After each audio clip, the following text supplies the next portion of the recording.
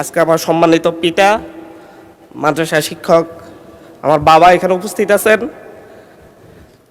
ওনার সামনে দাঁড়িয়েই আমি আমার তারকা চিহ্নিত কোশ্চান 94 সংসদে উপস্থাপন করছি। মাননীয় সদস্য, কার্যপ্রণালী বিধি অনুসারে আপনি গ্যালারিতে উপবিষ্ট কারো সম্বন্ধে কোনো মন্তব্য সংসদে রাখতে পারেন না। Anyway, I respect your sentiments. Please be careful next time. Shea butter ও ভিটামিনে সমৃদ্ধ লিলি বিউটি সোপ, তারুণ্যময় উজ্জ্বল ত্বকের জন্য। মাননীয় স্পিকার, জুলাই গণ অভ্যুত্থান অধিদপ্তর নামে একটা অধিদপ্তর হয়েছে ঠিকই, কিন্তু সেই জায়গা থেকে জুলাই গণ অভ্যুত্থানে যারা আহত হয়েছে, যারা শহীদ আছে, শহীদ পরিবাররা ঠিক মতো সেখান থেকে সেবা পাচ্ছেন না বলে বিভিন্ন পর্যায়ে অভিযোগ রয়েছেন।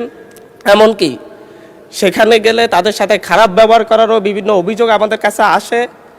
যেহেতু আমরা জুলাই গণ অভ্যুত্থানের নেতৃত্ব থেকে উঠে এসেছি, সেই জায়গা থেকে আমরা এই ব্যাপারে আমাদের মাননীয় মন্ত্রীর কোনো পদক্ষেপ আছে কিনা, এবং জুলাই অধিদপ্তর অনেক ক্ষেত্রেই বলে তাদেরকে বাজেট প্রদান করা হয় না, অনেক ক্ষেত্রেই তাদের কাছে গেলেই বলে তাদের কাছে বাজেট নেই।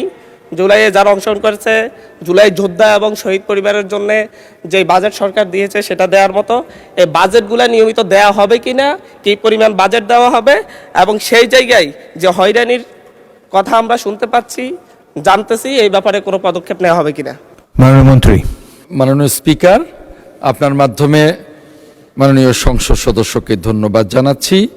আপনার মাধ্যমে মাননীয় সংসদ সদস্যকে জানাতে চাই, আমাদের সরকার, মাননীয় প্রধানমন্ত্রী জনাব তারেক রহমানের সরকার মাত্র 2 মাসও এখনো হয়নি।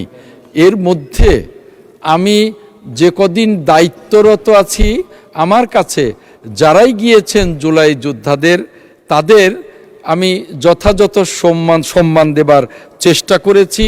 আমি আপনার মাধ্যমে মাননীয় সংসদ সদস্যকে আশ্বস্ত করতে চাই, জুলাই যোদ্ধাদের যে সমস্ত সমস্যাগুলো আছে, সেই সমস্যাগুলো সমাধানে মুক্তিযুদ্ধ মন্ত্রণালয় বা এই অধিদপ্তর যথাযথ কাজ করবে, এবং তার জন্যে যা যা করা দরকার তা করা হবে বলে আমি মাননীয় স্পিকার আপনার মাধ্যমে সম্মানিত সংসদ সদস্যকে আশ্বস্ত করছি। মাননীয় স্পিকার, আপনাকে ধন্যবাদ। শিয়া বাটার ও ভিটামিনে সমৃদ্ধ লিলি বিউটি সোপ, তারুণ্যময় উজ্জ্বল ত্বকের জন্য।